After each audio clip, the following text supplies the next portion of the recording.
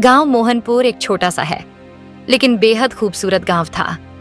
वहां खेतों की हरियाली, तालाबों का शीतल पानी और सुबह सुबह पक्षियों की मधुर चहचहाहट लोगों का मन मोह लेती थी।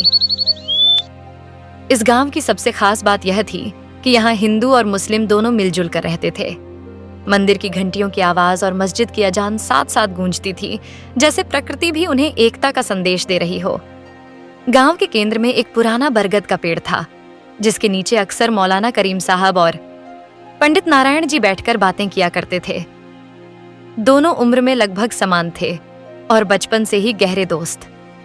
करीम साहब मस्जिद के इमाम थे और पंडित नारायण जी मंदिर के पुजारी।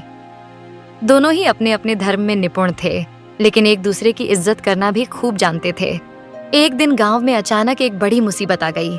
पास के जंगल में रहने वाले कुछ डकैतों का गिरोह गांव में घुस आया और लोगों को धमकाने लगा।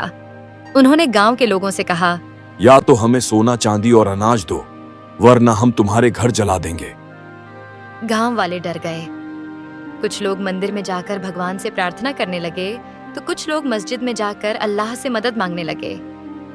उसके बाद फिर पंडित नारायण और मौलाना करीम एक साथ बरगद के पेड़ के नीचे खड़े होकर सोचने लगे, अगर हमने एक होकर इनका सामना नहीं किया तो हमारा गांव बर्बाद हो जाएगा। यह समय धर्म या जाति देखने का नहीं है। हमें सबको साथ लेकर इन डकैतों से लड़ना होगा। दोनों ने मिलकर गांव के हर घर में संदेश भेजा। हिंदू, मुस्लिम, सिख, ईसाई सब मिलकर गांव की रक्षा करें।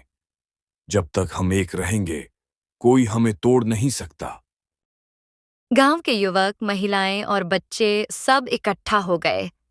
उन्होंने रात भर मिलकर योजनाएं बनाई, जबकि जवान लड़के बांस और डंडों से हथियार बनाने लगे। अगले दिन भोर होते ही डकैत फिर गांव में घुस आए, लेकिन इस बार नजारा अलग था। गांव के हर कोने से आवाज गूंज उठी, हम सब एक हैं, ये गांव हमारा है।